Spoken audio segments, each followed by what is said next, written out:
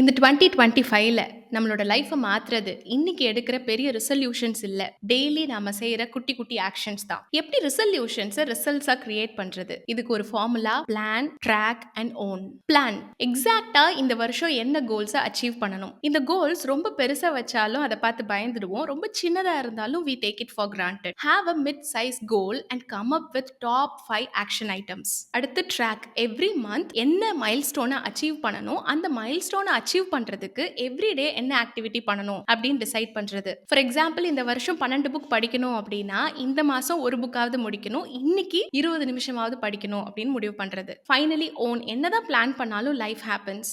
So motivation dip ஆகும்போது you have to have something where you can remember why you have started in the first place. The simple formula is plan, track and own your shortcomings and move ahead. No matter what, you can make all your resolutions a reality this 2025.